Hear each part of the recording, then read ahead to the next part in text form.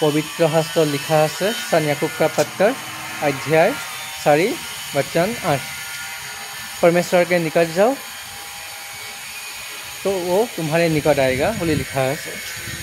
এই বাচ্চানটো মানে কি কৈছে যে আমি প্ৰথমে ঈশ্বৰৰ ওচৰলৈ যাম তেতিয়া ঈশ্বৰ আমাৰ ওচৰলৈ আহিব। চক আমি ঈশ্বৰৰ দৰ্শন পাবলৈ বা ঈশ্বৰক মিলন হ'বৰ কাৰণে আমি বিচাৰোঁ, কিন্তু আমি ঈশ্বৰক নাপাওঁ। কেলৈ নাপাওঁ? আমি ঈশ্বৰৰ পৰা দূৰত থাকোঁ। আমি ঈশ্বৰৰ ওচৰলৈ কেনেকৈ যাব পাৰোঁ বা ঈশ্বৰৰ মিলন কেনেকৈ হ'ব পাৰোঁ? যেতিয়া নেকি আমি ঈশ্বৰৰ আজ্ঞা, ঈশ্বৰৰ বাচন, ঈশ্বৰৰ যি উপদেশ দিছে আমাক, যিবিলাক আজ্ঞা দিছে সেইবিলাক যদি আমি পালন কৰোঁ তেন্তে আমি ওচৰলৈ যোৱাটো এই কথাটো বুজাই আছে। ईश्वर के परमेश्वर के पास निकट जाओ तो वो तुम्हारे निकट आएगा। যেতিয়া আমি ঈশ্বৰৰ ওচৰলৈ যাম তেতিয়া ঈশ্বৰ আমাৰ ওচৰলৈ আহিব। যেতিয়া নেকি আমি ঈশ্বৰৰ আজ্ঞামতে পালন কৰিম, ঈশ্বৰৰ অনুশাসন আমি পালন কৰিম, তেতিয়া আমি ঈশ্বৰ আমাক লগ দিব।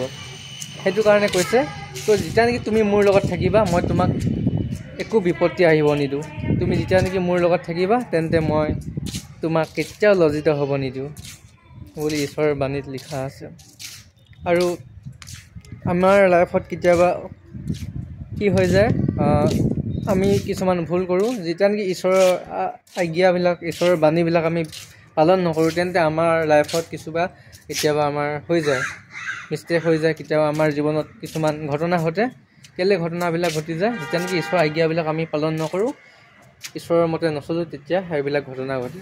সেইটো কাৰণে কৈছে তুমি প্ৰথমে ঈশ্বৰৰ ওচৰলৈ যোৱা, তেতিয়া ঈশ্বৰ তোমাৰ ওচৰলৈ আহিব। তাৰ কাৰণে ঈশ্বৰক পাবৰ কাৰণে আমি প্ৰথমে ঈশ্বৰৰ আজ্ঞা আৰু ঈশ্বৰৰ অনুশাসন আমি মানিব লাগিব, ঈশ্বৰৰ মতে চলিব লাগিব, তেতিয়াহে আমি ঈশ্বৰৰ লগত থাকিম।